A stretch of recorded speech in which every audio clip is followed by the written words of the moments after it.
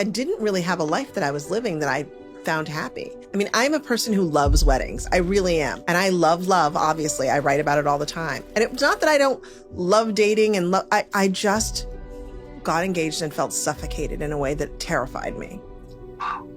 Yeah. If I take everything to heart that you're about to share with us and teach us today, what could change about my life? It's to believe that you have the possibility of changing your own life. I mean, I think that we lose that sometimes. We think I'm stuck here. There's no way out. The reality of it is the only person who can change your life is you. Shonda Rhimes is an award-winning television creator, producer, author, and CEO of the global media company, Shondaland.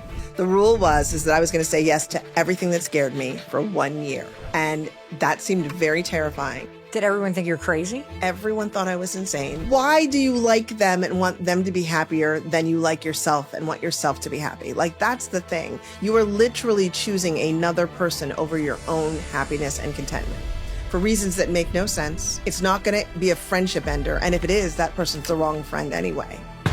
That person's not your friend if this is going to ruin your friendship because you won't do what they want you to do. That's a problem. So many things could change about your life. Just start with the idea of yes to talking to yourself like you matter. You know, the words that we say to ourselves is like casting a spell. After a while, you say them enough, they start to really mean something to you. We are far more capable than we give ourselves credit for. Doing the thing that you've been so afraid of generally undoes the fear. So you might as well change, or at least make the attempt. Shonda Rhimes, welcome to the Mel Robbins Podcast. Thank you for having me. Well, thank you for making the trip. I'm so excited to meet you. I've admired your work for a very long time, and I'm excited to have the chance to learn from you. And I'm excited for the person that's with us right now to be inspired by and motivated by and transformed by the things you're about to share. And that's where I want to start. If I take everything to heart that you're about to share with us and teach us today, what could change about my life? So many things could change about your life. I think the point is for you to figure out where the problems are in your life and how you can take the things that you've been living with but been dissatisfied by and change them. I mean, that's really the goal. I tore through your book.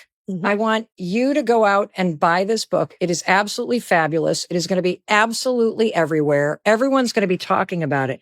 But what I found was really interesting, and you're going to find this to be interesting too, is that when you originally wrote the book, you were at the height of your career. I mean, you were winning. You were everything. And yet you felt like you were hiding. I really did. It's interesting. Yeah, I owned all of Thursday night and things were going great. I realized that my characters were living these extraordinary, amazing, imaginative, great lives. And I was living in a very small corner of my own life and not willing to step out of it. I was saying no to everything that anybody asked me to do. I was very shy, I had confidence in my writing and that was probably about it. But I did not have confidence in myself when I was not a character, when I wasn't writing in the voice of a character. And my life had become really, really small and very unhappy. I think so many of us can relate to this idea that life starts to feel very small. And the other thing that really struck me about that is that you had, at least in the world, like you've got a very unique life because in your writing and in the shows that you're producing and all the stories that you're telling, you are actually seeing the characters come to life. Yes. But even if you don't have that kind of job in the world, you have an imagination, you have dreams for yourself. And I would love to hear you talk just a little bit for the person listening that really relates to that feeling and that sense of being shy or more introverted or feeling that your life is small.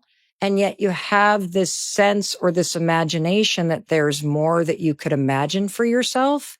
But there's this distance between the little life that you kind of have, but what you have a sense of is out there. I mean, it's interesting. I think we all have, hopes and dreams of things we want to accomplish.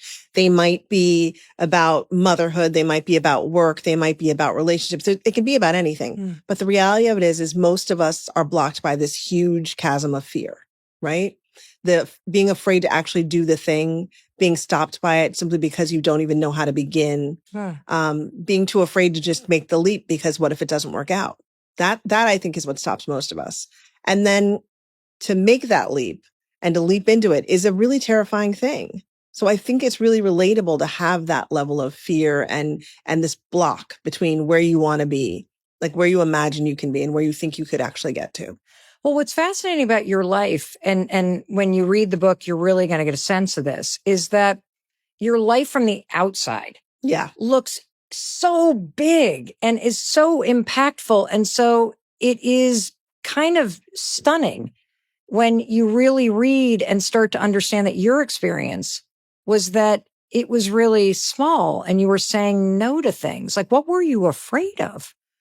I think everything. I mean, I really do think I was a person who uniquely was raised with a very big confidence in my writing voice. Yeah. Right. So I was very comfortable with that.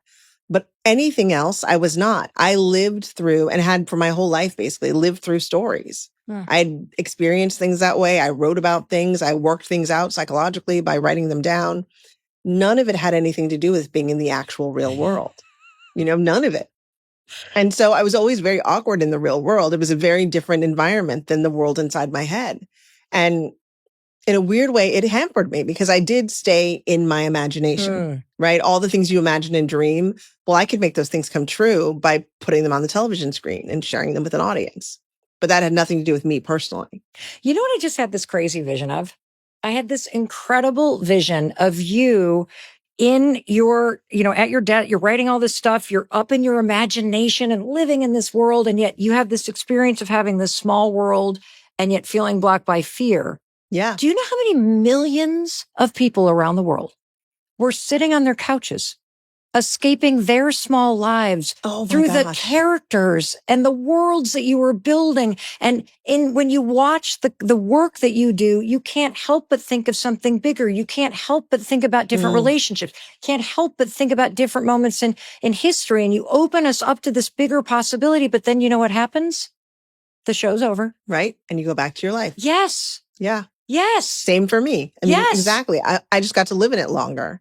And so in a lot of ways was tricked by it longer, I think, because I was living this glorious existence inside of a television screen on a soundstage that had nothing to do with the world. Wow. Why does saying no and allowing your fear of trying anything new or putting yourself out there or even just showing up at a networking event or whatever it may be that you're saying no to, why does that feel like it's safe or it's somehow protecting you? Well, I mean, the environment at home. The environment you're in. There's nothing unknown about it. There's no like, what am I going to say if I meet these new people? Or what if I say something stupid? I'm at home in my pajamas on a sofa with a laptop. That's a world I know and I'm very comfortable with. I don't really have to get outside of it because in that world, I'm still the same way. I'm watching television shows and I'm imagining and I'm having a great time, but I'm not experiencing anything new and I'm not challenging myself. And it's much safer that way. I mean, I think for a lot of people, it feels much safer. It does. And I'm so glad that this book is being re-released with all new stories and chapters right now. And I'm going to tell you why. I think in the last several years, post-pandemic and with a hybrid work world and so much time online, people have become more afraid and more kind of self-silencing and saying no when life can be so much bigger. What were some of the things that you were saying no to? Like how like shut down and small, because it's hard to believe. Like I can imagine myself on the couch knowing what I'm saying no to, but it is hard to believe. So what does it mean when it says you were living a small life and you were saying no? I mean, it means I had 3 or 4 great friends that I'd known since college. And those were my friends. It means, and I wasn't meeting anybody new. It means that I remember somebody wonderful wanted to throw me a dinner party. And they were like, it's going to be this intimate gathering of just other women writers. And I couldn't get there. Like I was so stressed out about the whole concept of it and what it would mean. And what I literally couldn't do it. And it was going to be something wonderful. And I know I was going to miss something wonderful. I literally couldn't make it out the door. It's that kind of thing. I was saying no to dinner parties. I was saying no to going to events with friends. I was saying no to going anywhere alone. I was saying no to traveling. I was saying no. I mean, you name it, I was saying no to it. Wow. I want you, as you're listening to Shonda right now, or you're watching on YouTube, to really think about where in your life are you saying no to something? Mm-hmm. Where in your life are you not able to go out to dinner alone? You're not able to apply for that job. You're not able to even download the application for nursing school. Right. You know, because I think you have this sense that you know what you want to say yes to in life. Yeah. And yet there we are, sitting on the couch. Afraid to make a move. Yes. Like absolutely afraid to make a move because, well, for me, I'd been saying no so long at a certain point, I didn't even know how to say yes. It felt like uncrazy. It felt unfathomable that I would suddenly just say yes to something and leave the house. And I think for other people, that's true in many ways. Like you said, download the application to nursing school. I think there's so many people who are like, I wish I could be this, or I wish I could do this, but I can't. Yes. And they don't have a reason why they can't. Yes. The same reason why don't have a reason why I couldn't go to a dinner party. You just don't have it in you. Yes. And the reality was you do. So what happened? Like, you know, what was it? It starts with your sister, but Yes. like put us at the scene. So my oldest sister is 12 years older than me and kind of like almost a second mom. And she's cooking Thanksgiving dinner and she's doing it at my house because we're going to host the family. And I'm going on and on to her, like sort of bragging about all of the invitations and all of the wonderful things that are happening for me and going back and forth about, you know, literally, I think I'd been invited by the King of Monaco somewhere, like all kinds of crazy things. In New York, they wanted me to do this and this and this. And I got invited to this party. And my sister just stopped and looked at me because she knows me. And she goes, Shonda, are you going to do any of these things? And I remember feeling like shocked that she'd even asked that question. I was like, absolutely not. Like, there's no way. And I had my reasons. I was like, I'm a mom of 3. I have all these shows on television. Like, I don't have time for any of this. And she really gave me a lecture and then kind of said, you never say yes to anything. And it stuck with me. Those words just stuck with me for a while as being really true. And the more and more I thought about it, the more true it was and the more clear it was that she was right. I wasn't saying yes to anything. Sometimes somebody that you love like drops a grenade in your head and it ticks and then it goes off and you write in your blockbuster bestseller. I'm going to read you your own words from page 48. This is a chapter. Yes. I'm not enthusiastic, but I am determined. My logic is wildly simple. It goes like this. Saying no has gotten me here. Here sucks. Saying yes might be my way to someplace better. If not a way to someplace better, at least to someplace different. Yes. What does that mean? To me, it felt like I had absolutely nothing to lose. Like where I was already was completely unsatisfying. I was already miserable. And what were you miserable? You know, because again, like, right. Were you lonely? Were you just, or was it that nagging sense that you knew that there was something and you were the one holding yourself? Like, what was it? I knew that it wasn't supposed to be this. I tell a story in the book where I talk about, I became a member of the board of the Kennedy Center back in the Obama administration.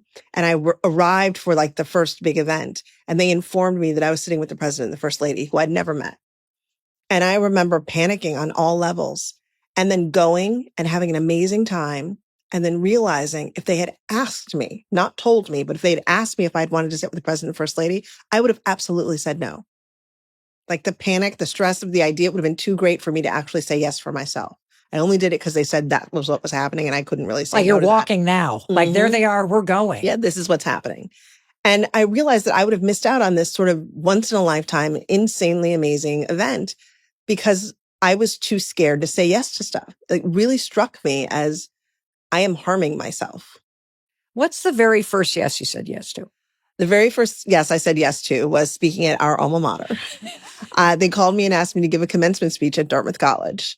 And you're a 90, I'm a 91. And I said, yes, I would do it. And I only said yes because I had just made this rule for myself. And tell the person listening, what is the rule? The rule is that I was going to say yes to everything that scared me for 1 year. And that seemed very terrifying, but it was also 6 months away. So I could say yes to it and sort of put it in a closet and say, I said yes to something. Okay. And then things started to happen though? Because you said yes to that. So the anxiety and the terror and all that stuff is down the road. So you're like, okay, I'm keeping my promise to myself. And then they start to ask me other things. Like Jimmy Kimmel wanted me to do a live episode with them. And that sounded insane to me. There's no reason I should be on television for any reason. I was really traumatized by the idea that I would do this, but I finally said yes. And they did it. They taped it. So it was not live. It was taped. So that was an experience I had. But one of the interesting things about this is that it starts with getting out of the house. Yeah. It starts with going out, which a lot of people have a lot of fear about doing. Yes. It starts with putting yourself out there, showing up alone, doing all the things that feel very hard. And then once you're there, like, well, this isn't so bad. I'm actually glad I went. And I think that's the reality of it for sure. I always say doing the things that you fear undoes the fear, like the act of doing it. And it's very hard to realize that before you do it. It really is. It just seems insurmountable. And I started with, obviously 2 things that were very big, but they were small in the sense of it was literally just one step in front of the other. Just do this little piece of this and do this little piece of this. Well, one of the things, though, that I find really fascinating, you write a lot about this, is that it's not just saying yes to actual physical things. Mm-hmm. That maybe as you're listening right now or you're watching, you're starting to think of a promise and a yes that is more about like a big thing about how you treat yourself. And one of the things for you was about saying yes to your health and to your body. Yeah. What does that mean? And what does yes mean in that regard? It's so interesting because the yeses are mostly internal and mental. Really? Yes, you start out with these big things, but the reality of it is even saying yes to a commencement speech is really saying yes to the idea that I'm going to commit to this idea of saying yes, right? Everything gets smaller. Saying yes to my health did turn out to be a pretty big one. And that was really, I think I'm beautiful at any size that I am. And I generally would fight anybody who would say anything otherwise. But I felt horrible. Like physically, I had gotten to a size and a weight that I felt physically bad all the time. And so I decided that I had to figure out what to do about this. And so I decided to say yes to my body, like yes to my health. Okay. And it was small things. It was figuring out, like I went to my doctor and I said, like, I don't want to be fat anymore. Help me. What do I do? Like things like that. Yeah. And it really was about just deciding, okay, I'm going to listen to the doctor and do what she tells me. I'm going to say yes to the idea that maybe I should be drinking more water. And I'm going to say yes to the idea that I'm going to figure out when I'm hungry, because I had never once in my life eaten because I was hungry. Like that never even occurred to me that could be a thing your body does. Like my body, I was always full. I just wanted food. And so people talk about, how food is, bad for you and blah. Food works. Emotionally, it works. You can put food on, cheesecake can go right on top of your heartbreak, and macaroni and cheese lies well on top of your disappointment. Like food works. It really does. But it was numbing me. And so really discovering that was really this internal journey of discovering why I felt this way and why my emotions were that. And so in the end, I ended up losing a ton of weight, but really that wasn't the thing that was interesting to me. The thing was that I now felt like my body was a part of me versus feeling like it was, I live in my imagination. So versus feeling like it was just something that carried my brain around, it really started to feel like who I was. You know what also just came to me as you were talking? Because you went like, I live in my imagination. And I'm thinking about, that even if you're not a producer or a writer or telling stories, we all live in our imagination. We absolutely do. And a lot of what's happening in our imagination are the stories that we're telling ourselves about why we can't, the no's that we're saying. And since so many people have a really hard time putting their health and their body first, I would love to have us go even like a little bit deeper to really understand kind of what is like, if you're thinking about let's put it in the way that your brain thinks. You're thinking about a character, and a character who's been saying no, no, no, no when it comes to health and body. What is that kind of behavior? Can you paint a picture so that the person listening might have an epiphany like, oh, wait a minute. I never even thought about the fact that I'm not saying yes to my health because I'm so disconnected. You are. And it's interesting. Like I never thought of myself as being athletic. I've never thought of myself as being perfectly, even a little bit coordinated. I was very safe on this idea that like I lived on my sofa, lying down feels good. I lived on my sofa and I considered it to be like a great way of life. I'm like, that's how you're cozy with your friends and your family. You're all sitting around. The love language of my entire family is food. That's definitely how that works. And that's a way of being social and showing I care for people. Yeah.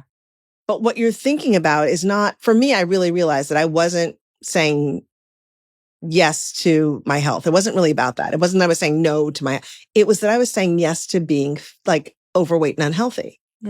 Because that works for me. I think we do what works.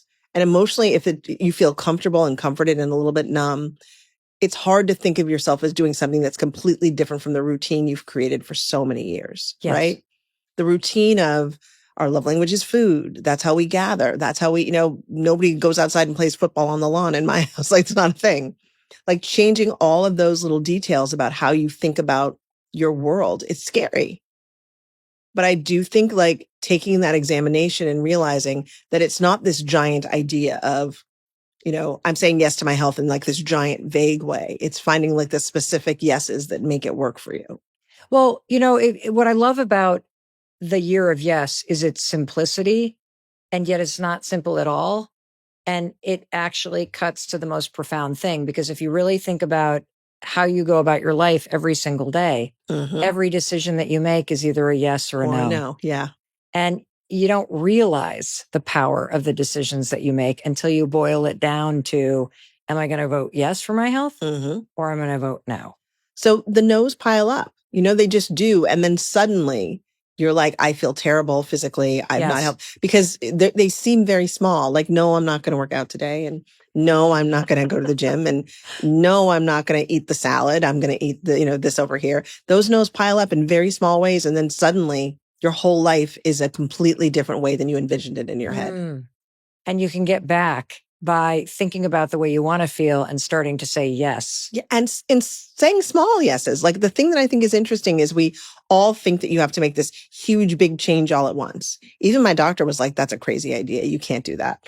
It's about doing little, small things first, and it sounds really simple. It's not. Everybody knows losing weight is genetic and physical and all kinds of other things. But finding small things for whatever it is that's bothering you, to make small steps and small yeses and small changes, at least gets you on the path.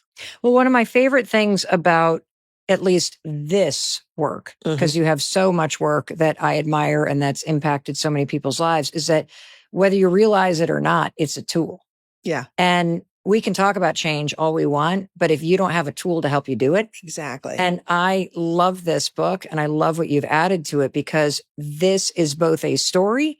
It is both wisdom that is hard earned. And more importantly, it is a tool. Yes or no. Yes or no. Yes or no. Am I saying yes to myself or no to myself? One of the other things that you said yes to was rejecting the traditional idea of marriage. Can you talk a little bit about that? Wow. I mean, I'm a person who loves weddings. I really am. Like, I literally planned. Yeah. That's not a surprise, Shonda. I mean, think about what I write. Yes. I've planned every character's wedding, like literally sat and helped plan every character's wedding on Grey's for years and years. And when Olivia Pope got married in her dream sequence, I planned that wedding too. All of those things were true. And I love, obviously. I write about it all the time. But I had been a person who my whole life I could imagine being a mom from the time I was a kid. There was never a husband involved. I always say, I had a Ken doll and I kept Barbie's shoes in his head. Like, that was what he was for in a lot of ways. And it was not that I don't love dating and I just got engaged and felt suffocated in a way that terrified me. Yeah. And I was also really bothered by the fact that I got engaged to somebody and I have all of these accolades and accomplishments. And the excitement and joy that somebody else wanted to marry me, people rejoiced like a war had ended. Like, it was crazy. They, far more interested and excited about that than any award, my 3 children, anything else. And that also really bothered me.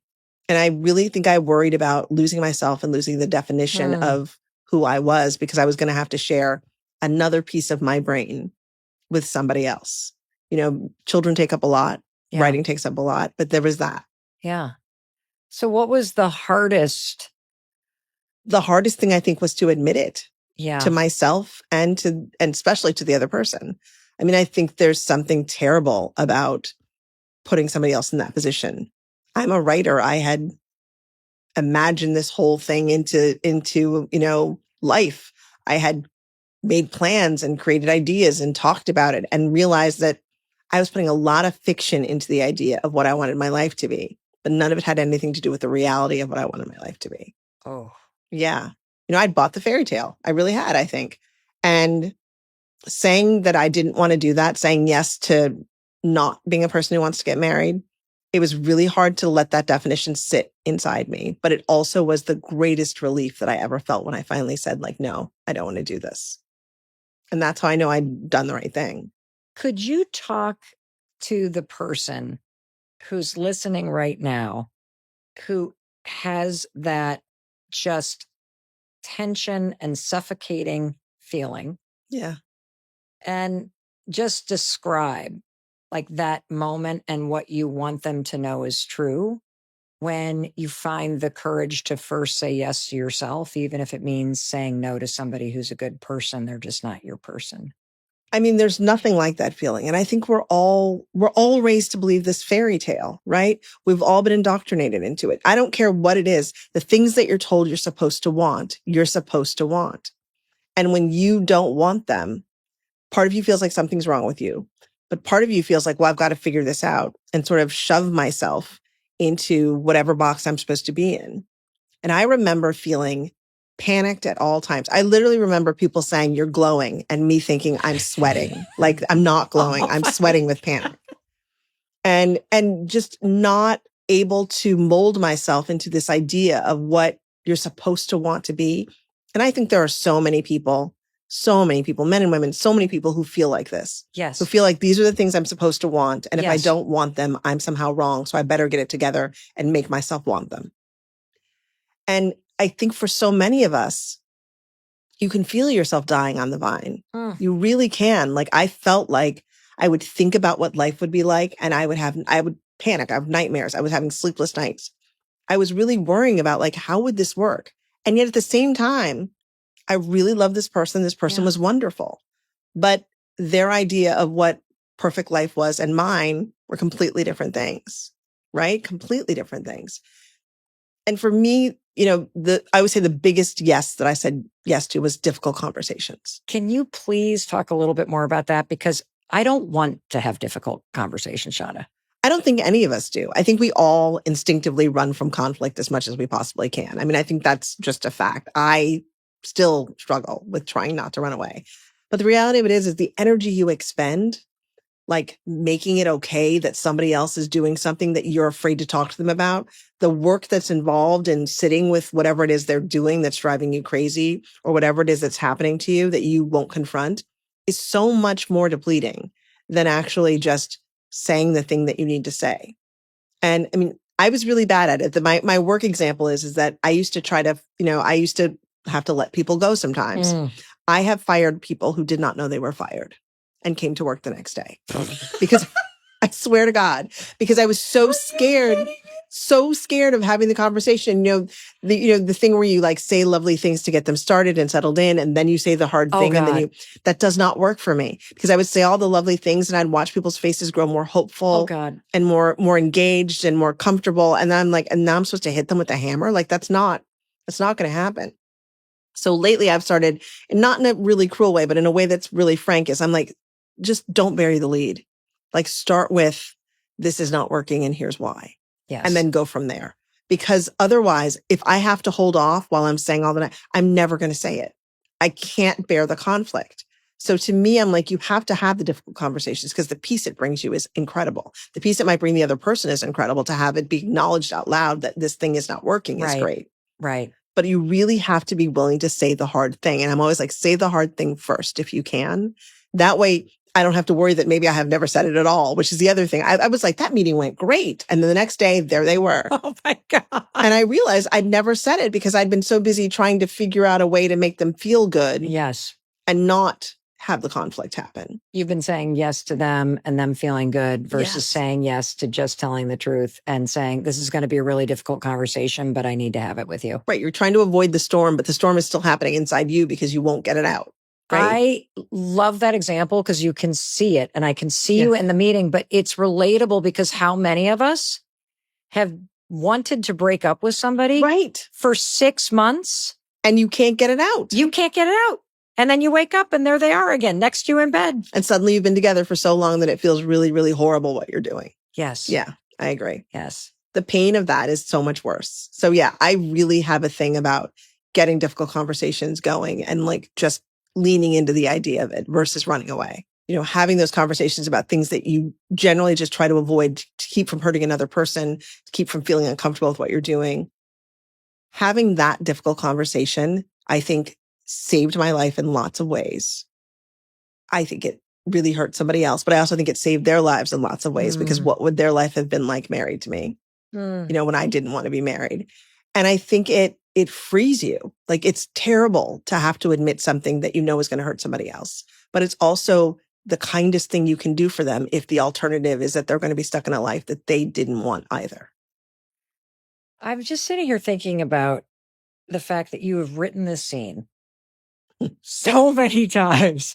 Like how long did you just feel that tension? Because I think that's the other thing that happens in life is that you know in your heart, in the quiet moments, what's actually a yes and what's a no. You do. You do. It's hard to listen to yourself, though, because everybody else is telling you what's a yes and what's a no, right? Yes. Everybody else is telling you how to live. For me, you know, I feel like I've been working this out in my characters for so long, and I don't even think I realized it.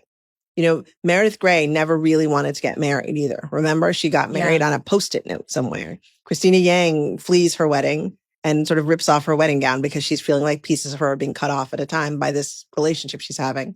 Olivia Pope never wanted to get married. All of these people. And I think about it all the time and I think, oh, I knew this. I did. I knew it. I just didn't know how to express it or make it real for me. You know, I love you actually write on page 48 about no. And I found it really fascinating. I love this point where you say that like once I saw unhappiness, felt the unhappiness, recognized it, named it. Well, just knowing about it made me feel itchy. Yes. What a great word. Itchy. Like itchy on the inside of my brain. Continuing to say no was not going to get me anywhere at all. The itchy was too much. That is the coolest way to describe when you're out of integrity with yourself. Yes. That something feels like you're agitated. Like once you've seen it and it's been revealed and you know it, you can't ignore it. It really does. You do start to feel like I felt emotionally agitated. The itchy in the brain thing was really real for me. It was the best way I could describe it. Yeah. Because I couldn't settle my brain down to calm anymore. Yes. Now that I knew that I was doing something that wasn't working. Yes. And, you know, for my life, where I've been in those situations and relationships, I, of course, feel that like, oh God, oh God, oh God, you start having the nightmares that they're going to propose or whatever. And then I try to change that. And then I try to change the thing I'm in instead of going, wait a minute. All of this is that I'm actually in the wrong situation. I'm saying yes to the wrong thing. And this is something about your book that I love that I think a lot of you don't understand this when you first hear about this book. This is actually not a book about like saying yes to everything and being a people pleaser and getting through introversion. God, no. What is this a book about? I think it's a book about the steps you take, the courageous steps you take to say yes to the things that are going to complete you versus, you know, we all say yes to 1,000 things. And those things are depleting us every day, every moment. You're saying yes to things to make other people happy. It's about saying yes to the things that are going to make you feel whole. Well, let me hit you with some Shonda Rhimes on page 368. Here's the most surprising thing about this decade-long relationship with yes.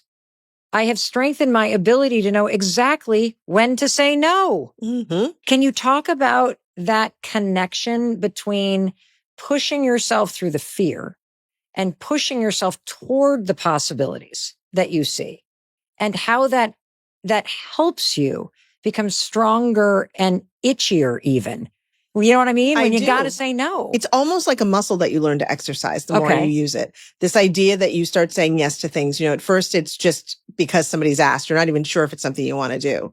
And the more you do the things, the less you feel the fear, but it also builds like a layer of confidence onto you. Yes. Like you start to understand yourself in different ways that you never had before. And so, yeah, 10 years on, I'm now at this amazing place where I see myself pretty clearly. And I know when I'm saying yes to something because it's going to fill me up, or it's going to help me, or it's going to make me get to my goals faster.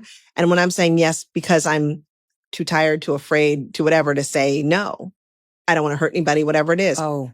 And you start to really be able to recognize those. And in the beginning, I really was afraid to say no. After I decided to say yes, I started to be afraid to say no, because what if I was missing out on something? And then I started to realize, like, these no's, you have to learn how to say yes to saying no. These no's are not there for you to say yes to. They're not going to help you at all. You're saying yes. You're getting out of the house. We're not living the small life anymore. You're doing all this stuff you don't want to do. You have to, other than the example you just gave us, which is a very profound example about recognizing you love someone and you don't want to marry them. Were there examples where you said yes and you went and started the thing, but then that itchy no, this actually is now something I need to say no to? There definitely were. I mean, what was great about the year of yes and making that pledge was it gave me just a framework. Yes. You know, it gave me rules to live by. I was going to say yes to everything that scared me for 1 year. When the year was over, I could go back to being myself almost in my head. Having that framework helped. But then you start saying yes to things and you're there. And I would be thinking, like, I'm having a terrible time. Like, this is not, I don't even know why I'm doing this. Or I'm, joining people at this party and I don't like anybody here. Even small things like that. I'm taking this exercise class and I hate every minute of it and I hate everything about it and none of it makes any sense. Lots of things, I all kinds of things I tried and I was like, this does not work for me. But what was great was it was a weird way of finding out what doesn't work for you as well. Yes. And by the way, they were still things I was afraid of and I did them and I wasn't that impressed by them. Well, what I love about this is you just actually taught me and the person listening the relationship between yes and no. Because you're taking on this challenge to say yes to everything that scares you for a year, because what saying yes does is it says yes to your confidence and your courage. It really does. But then you get into the situation, you've pushed through the fear, but now you're actually developing the confidence to go, you know what? I don't actually like this kind of party. Right. So now I can say no next time without it being a fear. It's clarity. You've been afraid of it for so long. You haven't ever done it. Yes. So you think it's something you're supposed to want. And then you do it and you're like, this is ridiculous. I don't know why I was even thinking this. It does allow you to become more discerning, more comfortable with yourself, and definitely more confident in what you want. There's a lot of listening to yourself that goes on when you start saying yes, I think. For sure. Now, was there anything that you said yes to that you thought was going to go a certain way? It didn't. But those sorts of things always give you a lesson that you needed. I mean, the biggest one I think was the getting married idea. I said yes to that and then didn't go the way I thought it was going to go. But I don't know. I think there were lots of small things. There were some things that probably didn't get written about in the book. There were some travels that I went on, like the whole group travel thing. I was like, okay, I'm going to do it. I'm going to travel in a group, because I was always like, what do you do 24 hours a day with these people that you're staying with you don't know very well? I was always really afraid to do that. And I would get these amazing invitations to come and stay. Yeah. And so I said yes to one. And I remember thinking, like, 2 hours in, this is a horrible mistake. This is a horrible mistake. These are not even the nicest people. They're very bad people to travel with. Some of them are still my friends, so I'm not going to mention it. Yes. But then they're in charge of what you're doing. Yeah, they're in charge of what you're doing. It, and I said yes, I feel like I can't vote. Find yourself eating in horrible places and sleeping on some bed that's the worst thing you've ever slept on and sharing a room and like horrible things. And I realized, like, I thought I was missing out on this adventure that people have. People have these adventures. And I was like, I'm going to have this adventure. It's not an adventure at all because it wasn't an adventure to me. That, I think, is the thing that makes it important and matter. You also liberated yourself from this feeling of FOMO and wonder and all these things, and you conquered your fear and got clarity around it. It's so beautiful. Why do you think women in particular, why are we so damn bad at saying yes to ourselves, but we're so good at saying yes to everybody else? We're so great at saying yes to everybody else. Yes. I think a lot of it is people have a fear of not being thought of as nice or kind. It's very interesting because it's the whole let them theory. This idea that you're gonna be nice and kind to somebody else and be horrible to yourself because you simply can't figure out how to have them think of you that way. And it's fine for people to think of you however they want to think of you. You're not a cruel, evil person. So I don't think that's what's going to happen. But we're also worried about we talk about this a lot. Like I have a group of women who I play golf with, and this is like our main topic of conversation. Like I'm always like, why are you saying yes to that? And they're like, well, I didn't want her to feel bad, and I didn't want my kid to know, and I didn't want this. And everybody has excuses. The reality of it is we don't want to be seen that way. We're afraid that people won't like us. Yes. Which is, I'd be more afraid that people won't think I like myself. Wow. Yeah. And if we go back to what you said in the beginning, that you had this experience where you started to realize that your life was actually very small. Mm-hmm. If you're somebody that struggles with saying yes to everybody else, taking care of everybody else's happiness, everybody else's expectations, driving yourself into the ground, you never have time for yourself, you're exhausted and you're running around, but you feel like your life is very small because— As well, the very same way. Yes. Because you're still not living your life. You're living everybody else's. It's really true. How would taking on a year of yes help someone who is a yes person? Yes. I feel like I've said yes 1,000 times. I know. I feel like it's hard not to say it in this one.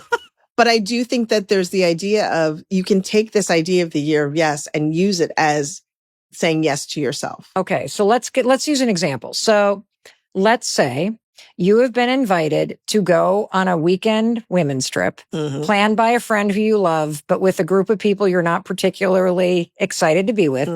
And as soon as you start to go a yes, so we're going to use your very simple, amazing tool. Is this a yes for me? Or is this saying no to me? You know what I'm saying? By going, am I saying yes to them or yes to myself? And because you get the itchy brain. You know what you want to do. You know what you want to do. But Shonda, I'm scared to make my friend mad at me. I'm scared to have her be upset. I'm scared to get the guilt trip or the passive aggressive thing. And you feel the weight of it. And this is like, the weight is like when you start to get I agree. really small and you don't want to go. Like, what do I do, Shonda? But why do you like them and want them to be happier than you like yourself and want yourself to be happy? Like, that's the thing. You are literally choosing another person over your own happiness and contentment for reasons that make no sense. It's not going to be a friendship ender. And if it is, that person's the wrong friend anyway. Right? That person's not your friend if this is going to ruin your friendship because you won't do what they want you to do. That's a problem. It is a real problem. And it suggests that your friend's not interested in you being happy at all. Right? Well, here's what you asked the question. Why do we do that? I think we're just used to it. I think so too. I think it's something that's been ingrained in us. And it's the same thing with taking a compliment. Like, I wrote a whole chapter about that because you sit with people and it's everywhere. I don't care who you are, what level of life you're at. You can be in 5th grade. Somebody will say to you, like, oh my God, that was so smart of you to say. Or, oh my God, you accomplished something and that was so great. Or, I love your outfit. And people continuously say things like, oh, no, I just got this like someplace on sale. Or they're like, oh, no, I was just really lucky. Like, all these ways of deflecting, like accepting a compliment. Yeah. It's the same thing.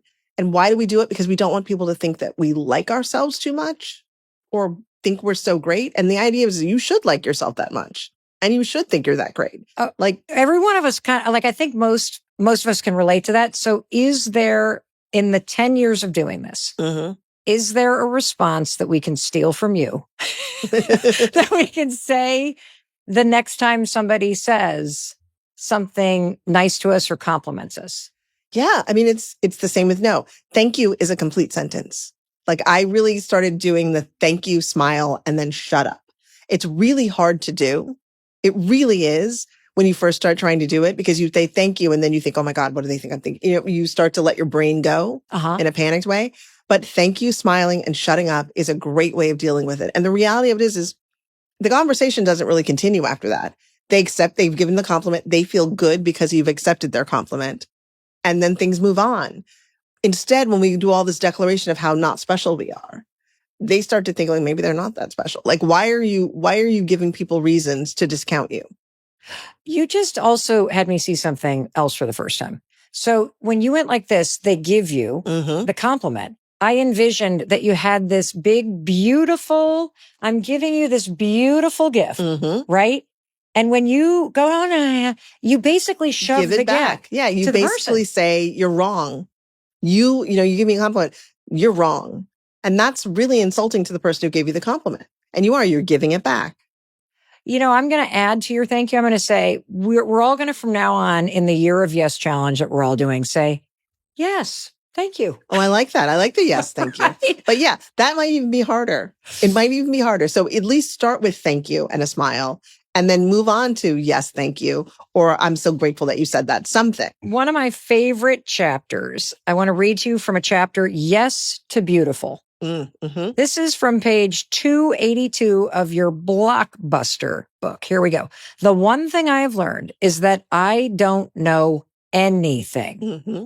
If someone had told me that on Thanksgiving morning in 2013 that I would be an entirely different person today, I would have laughed in their face. And yet here I am, 127 pounds thinner, several toxic people lighter, closer to my family, a better mother, a better friend, a happier boss, a stronger leader, a more creative writer. Mm-hmm. Oh, wow. A more honest person, both with myself and with everyone else in my life, more adventurous, more open, braver, and kinder to others, but also to myself.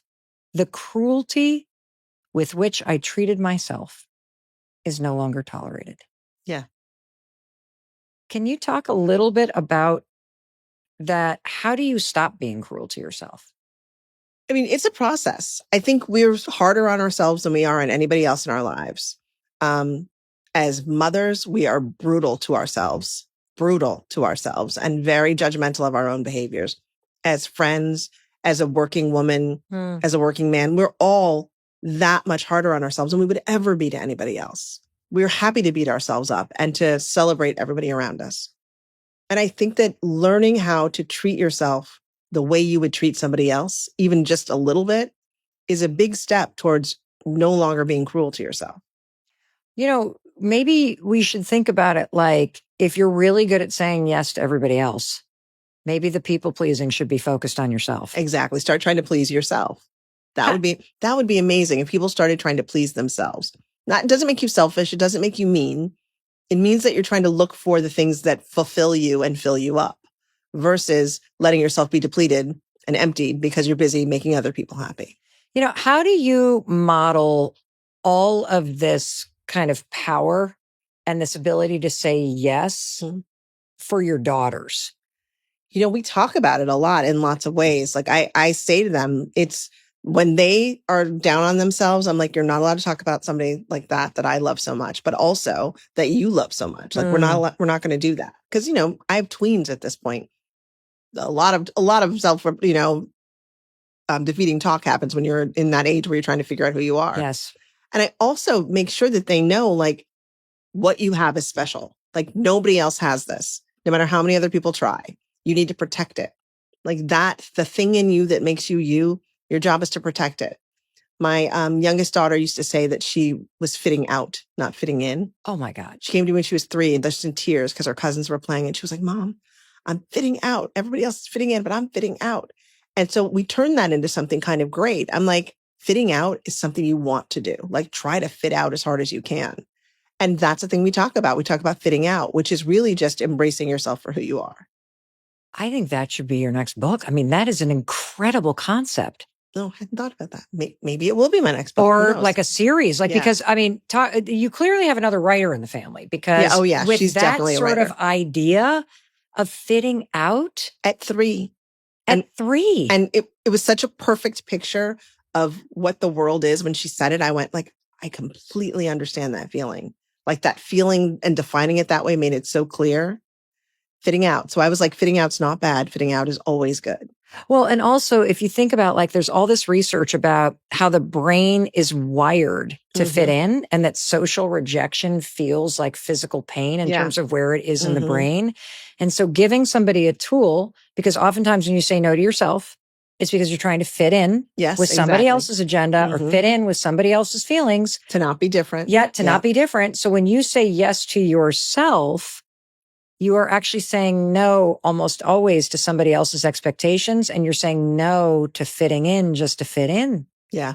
Wow. I always say, like, at this point, I look at my girls, and I have 3 of them. One's 23, one's 13, one's 12. But I look at them and I say, nobody's ever going to take advantage of them. Like, they're very much their own people in the sense of, if they don't want to, if they, like, the big social thing everybody's doing is something that everybody else thinks should be, if they don't want to do it, they don't do it. They're very clear on that. They're very clear on, like, not trying to conform their looks to, like, every other girl in the class. It's very nice to see. Wonder who they learned that from. But we've worked on it a lot. I mean, I think sure. as a mother, that's the most important thing you can pass down to your kids is how to be themselves. Well, you modeled it because you also in the book and through the year-long challenge of saying yes to the things that you're afraid of, that's what you're modeling, because you model becoming yourself by saying yes to the things that you're scared to do and saying no to the things that feel itchy and suffocating and off. Exactly. It's so genius and yet so easy to use. I think it's a really simple tool. It really can be, because even if you're not fully on board with the concept, even if you're like, I'm not going to say yes to everything for a year, it's like once a week, say yes to something that you would normally not say yes to and see what it does for you. See if you like it, see what it changes, see how you push through your discomfort for it, and see if it was worth doing. I mean, I think it's that easy. Have you ever like had a decision where you kind of didn't know the yes or no? And was there anything that you did to try to quiet all the noise and to really locate within you, is this actually a yes? Or, like, is it fear and it's a yes? Or is the thing that I'm feeling like complete you know what I'm unhappiness saying? with the idea of doing it? Yes. I mean, for me, I think in the beginning, I really did. I said yes so little that I don't think I even knew the difference. I really did.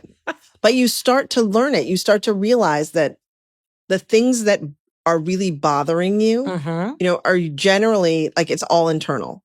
I would say like, I had this whole thing where I would panic about getting dressed, and I would obsess about like pieces of my body, and it would take me like hours to leave the house, which is just stupid at this day and age. Well, it's stupid 10 years later. Yeah. But at the time, like this is a very relatable thing. At the time, it was paralyzing. Yes. Like I would be like, I can't leave the house. I don't have anything to wear. I don't look good. And finding out what the yes was, I have this wonderful nanny named Jenny McCarthy, who I talk about in the book. Jenny once said to me, she said, Shonda, you have to take your thighs with you everywhere you go, so you might as well love them. And it was what I realized was I wasn't taking advantage of the idea of just saying yes to loving my body in whatever form it was in. Even though I thought I was that person, I clearly hadn't been doing that. And all of the fear and the anxiety of like going out and something that I was like, I don't know if my stomach looks okay or my legs, that went away somehow, where I was like, it has to go with me wherever I go, so I might as well love it. It was a very strange yes, but it was a yes that worked. Yeah. I can see how it would. And you don't think of that as being like the thing that you'd say yes to about being comfortable with your body. Like I was like, maybe I should say yes to more sit-ups. You're not thinking correctly. It's true. And I think we're so out of touch with ourselves, which is why I was really like, how do you get through? Well, I think you answered the question by saying a lot of us aren't in touch. We're really not in touch with ourselves. We're busy living our routines. Yes. And the things that have become comfortable to us. People do what works for them. Yes. And in order to change something, you have to do something that steps out of what is working or not working. But you know what I mean? But what has kept your status quo? In one of the new chapters, you talk a lot about saying yes to finding home. Yes. Let's talk about that, because this is something I think so many people could benefit from.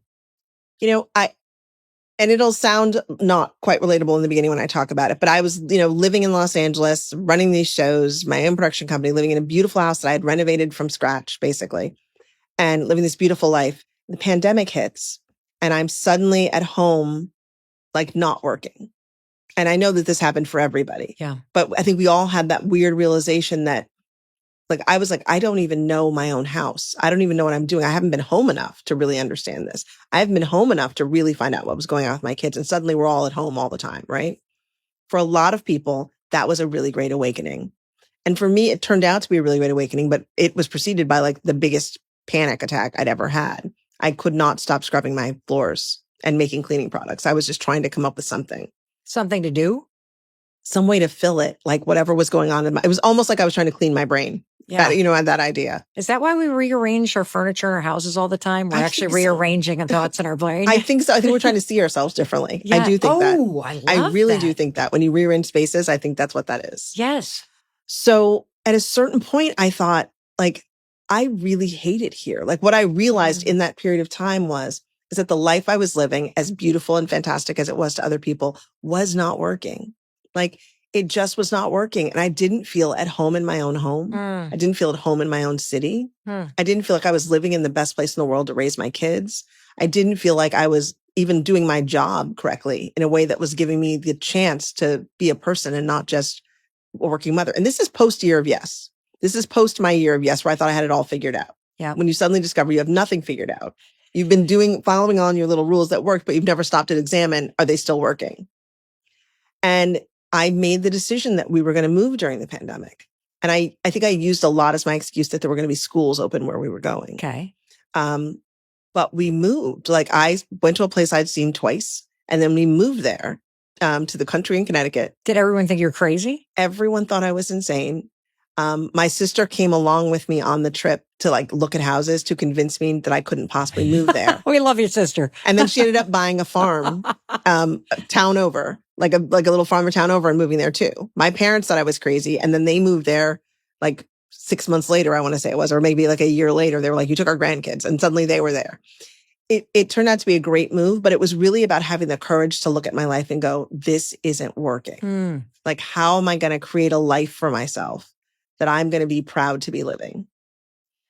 I want to reflect back to what I think happened. Yeah. Because as I've been hanging on every word and after devouring your book, what's very clear is that stopping with every decision and really just asking yourself for real, is this a yes? Is this saying yes to me, or is this like a no to me? Like, is this saying yes to me or yes to somebody else? It starts small. It starts in the most kind of subtle surface level stuff. It really does. Is yes to the party, or is it, you know what I'm saying? Like, you just start to do it with the events, and then you start to realize you've been saying no to your body. You've been saying no to your health. You've been saying no to your spirituality. You've been saying no to the way you want to live. And it just starts to go deeper and deeper and deeper. And the reason why you could have that awakening and recognize that you were itchy and a no in your own house is because you had started. I'd done the work from, right. I'd started on the outside and worked inward. Yes. And I think so. And you cannot convince me otherwise, Shonda, that you have such an extraordinarily amazing possibility for your life. Like, as you're listening, as you're watching right now, there is a possibility for your life that is beyond your imagination right now. And you will not be able to connect to it until you start to scrape away at all the ways that you've been things saying. That are covering it. Yes. My father always says the only limit to your success is your own imagination. And he's right. But it's like getting to the place where we can actually see and hear our imagination at work. Yes. In the way that it should be. Yes. Is really interesting. How we envision our world for ourselves is everything. And when you're so focused on saying yes to everybody else, or allowing your fear to keep you from saying yes, you can't tap into that for yourself. You absolutely can't. Because also you're on a path. Like, I had my head down. I was trained. I was like, this is what I'm doing. And obviously it's working because everybody else is saying, great job. And then being able to scrape away all of what everybody else expects, what everybody else thinks is right, what I've been afraid to admit to myself. You're really just left with this very simple, quiet voice that can tell you the truth about yourself. Well, I love this vision of you. I can see, I can't see the kitchen, but I can see you on the floor. I can see you like scrubbing away, like, just like something's wrong. And what I also love about the story is that there's something deeply spiritual about what you're doing, because most of us live our lives up in our heads. We're disconnected from our source of power in here. Exactly. And using this framework, saying yes for a year to everything that scares you and allowing it to work its magic and remove all of the bullshit, frankly, that is like taking up your time and energy, it helps you drop back into here, which allows you to hear the deeper voice. I agree. It puts you back in your body in a way that I didn't expect at all. How has your definition of success changed Oh, wow. in the last 10 years based on the deeper connection that you have to what matters to you and who you are? You know, I used to say, and I used to say it jokingly, and then I stopped saying it jokingly. I used to say, I want to take over the world through television. And I used to say it jokingly in the beginning because I was too afraid to like admit that that was kind of my goal. And then I sort of owned that as my goal. And then that became my only goal. And now I'm in a place now where I don't care about, like, that's not the point. Yeah. The point is I want to really love what I'm doing while I'm doing it. I want to find joy in my work and in my life. You know what I mean? I want to feel like I'm dropped into everything versus I'm just blindly pursuing a path.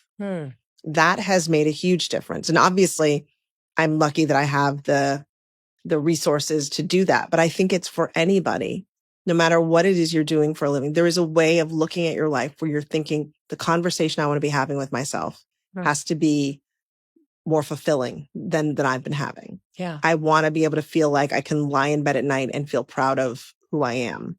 I want to treat myself with a lot more love. I think that for everybody is the bigger goal. And I don't think we have time or give ourselves a chance to really think about that.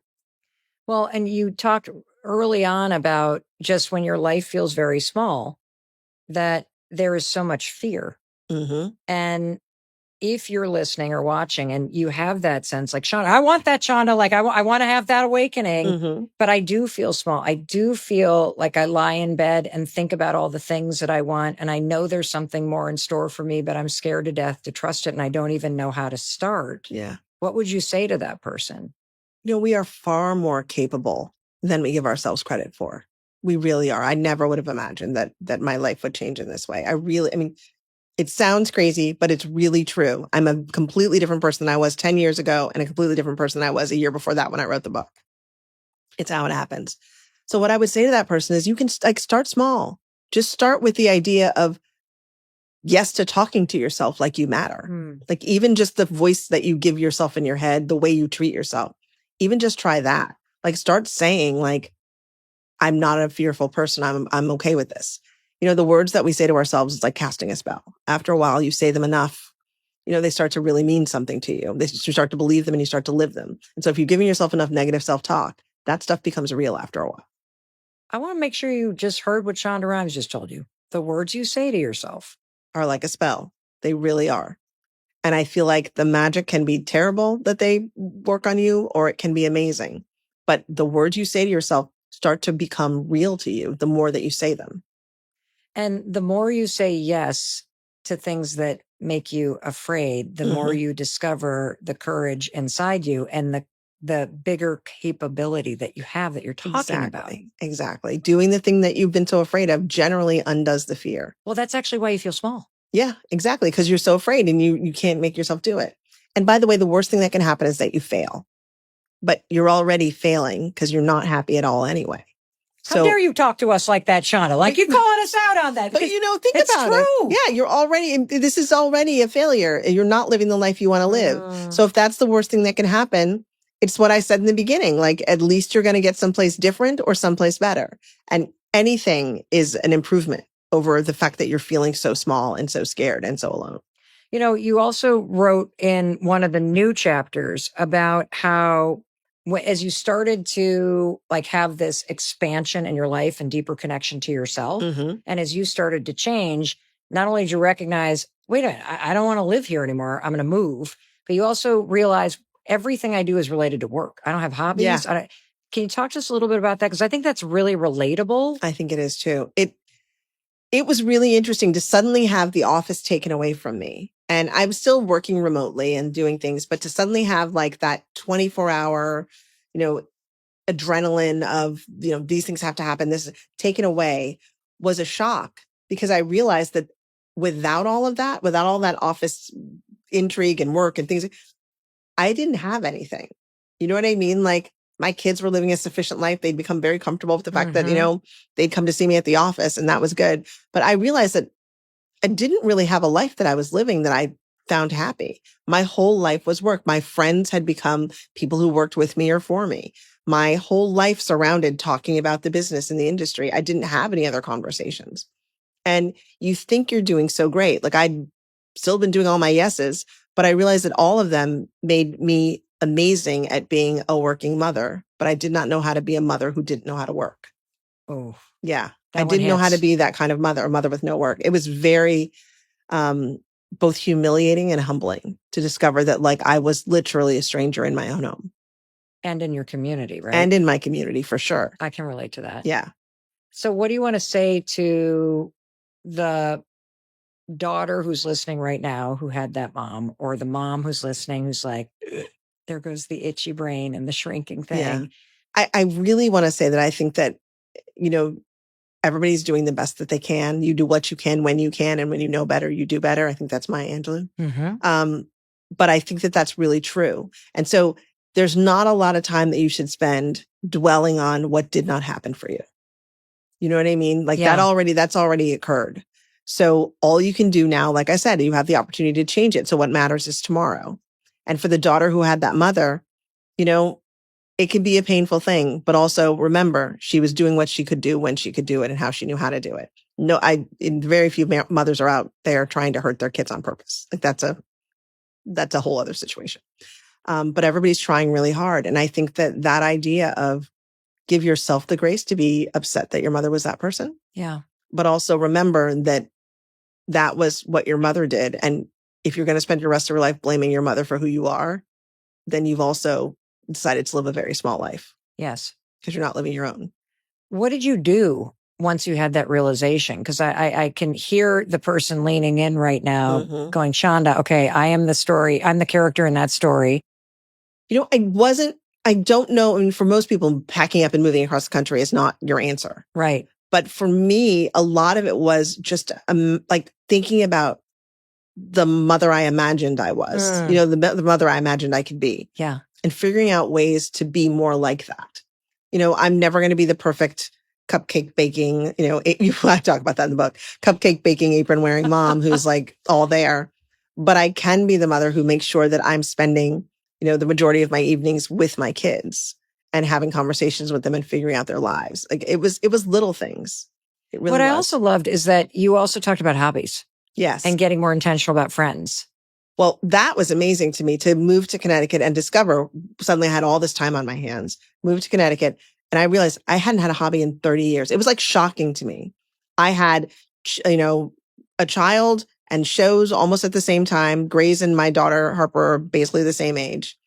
And then from the minute that happened, I didn't have a hobby again. I used to make jewelry. I have all these things in my house, no hobbies. And to suddenly discover that it had been like 20 something years or whatever, and I had not had a hobby once was crazy. And to then try to take one up was both embarrassing, but also really, really fun to discover. I took up golf as my hobby. Now, why did you take up golf? I took up golf because the same daughter who said she was fitting out came to me at 9 years old and said, I would like to learn how to play golf. Okay. She's 9 going on 45. She knows who she is. Yeah. I would say she's been here before. I love that. Yeah. So she played golf for a year and I thought I would take lessons while she played. So I took lessons and she took lessons. And then at the end of that first year, she had won the country club's largest trophy and then turned to me and said, I quit. I'm done. That was great, but I don't want to play anymore. I'm not interested. But by that point, I was absolutely hooked because I loved the idea that I was doing something that I was no good at all. And that my work was about the work you put into it and like what you get out of it is whatever your effort is.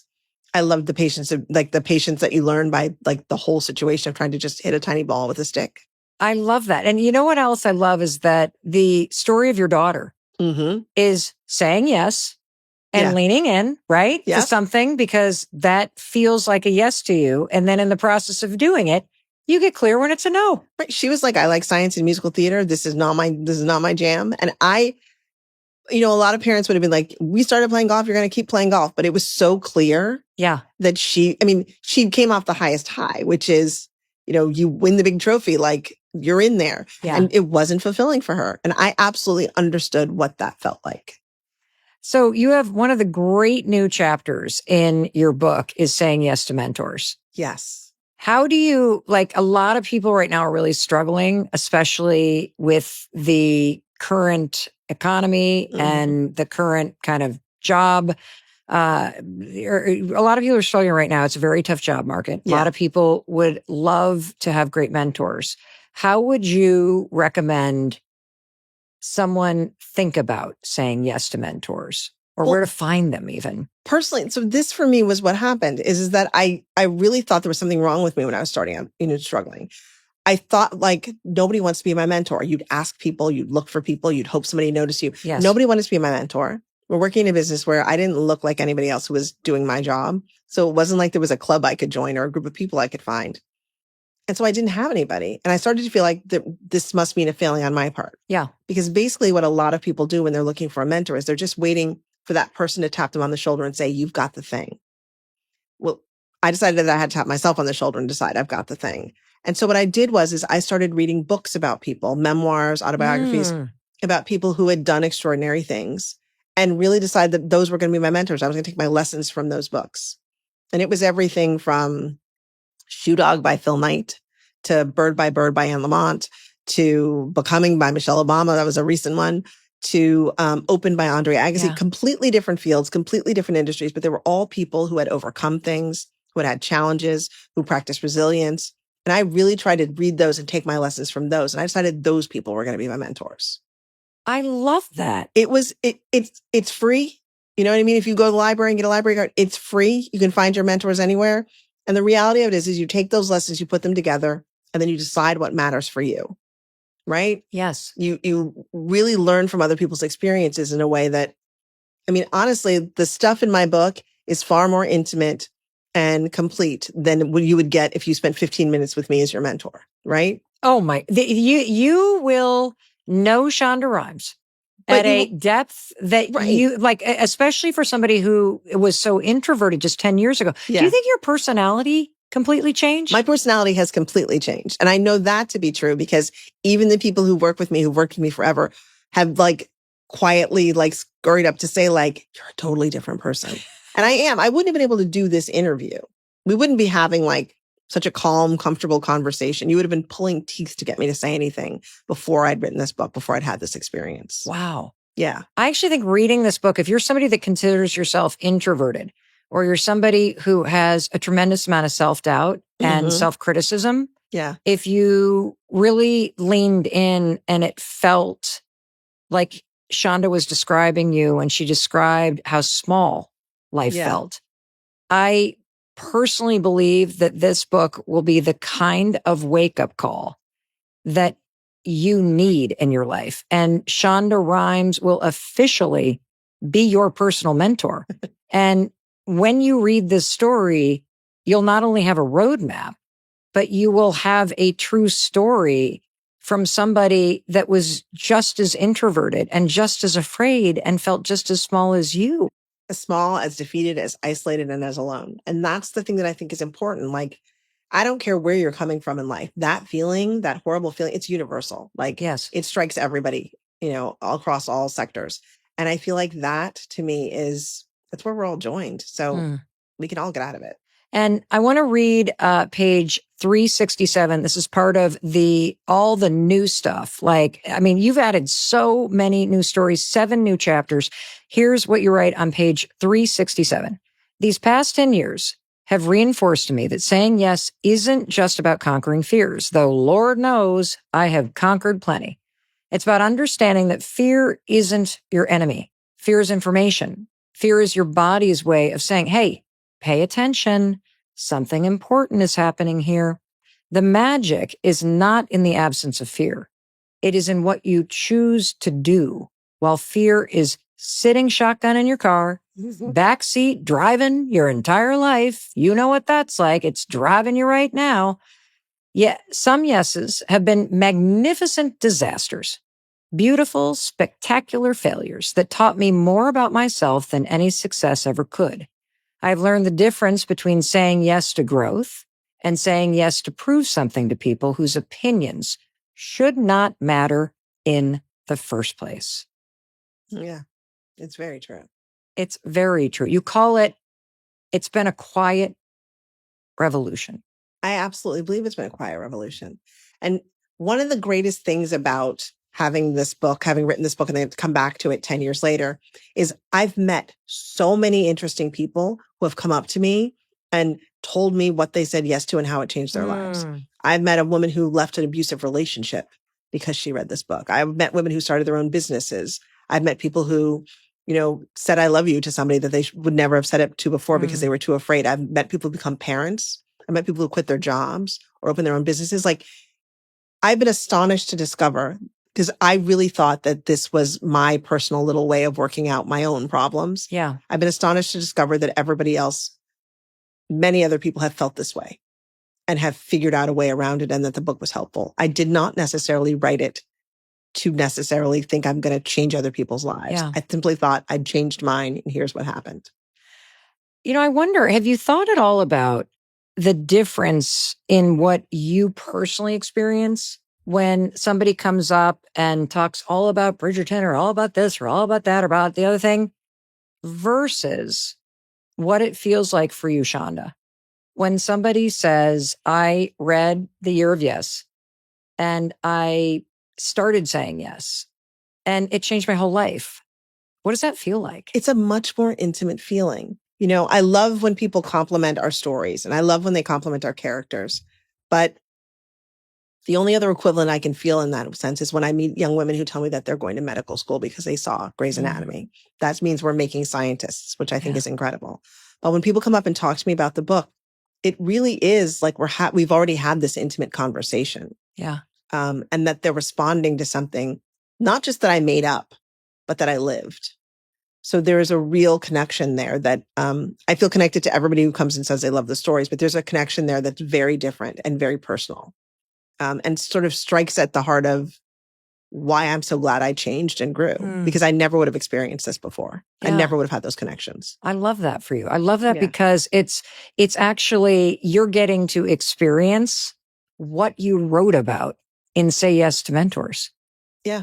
Because, when you see like that second grade teacher that put their arm around you and that saw a bigger possibility, you've now become that by changing yourself and being generous with that story. And more importantly, with the roadmap of how we could all do it, you've become that mentor and inspiration to the rest of us here in the world. I was going to say something self-deprecating, but I'm simply going to say thank you. You're welcome. You're welcome. So if the person listening takes just one thing from this amazing amount that you've taught us and shared with us today, what do you think the most important thing to do is out of this conversation? It's to believe that you have the possibility of changing your own life. I mean, I think that we lose that sometimes. We think I'm stuck here. There's no way out. The reality of it is the only person who can change your life is you. And the only person who's going to be disappointed if you don't change your life is you. So you might as well change, or at least make the attempt. Well, to that, I say yes. Thank you. Shonda Rhimes, you're extraordinary. This has been a wonderful conversation. Well, thank you for coming all the way to Boston to have it. Glad to be here. And thank you for being here and watching all the way to the end on YouTube. Thank you for hitting subscribe. It's one way that you can support me and the team for bringing you this incredible content for free. And I know what you're thinking, Mel, what's the next episode that I should watch? Oh, you're definitely going to want to check out this episode next. And I will be waiting to welcome you in the moment you hit play. I'll see you there.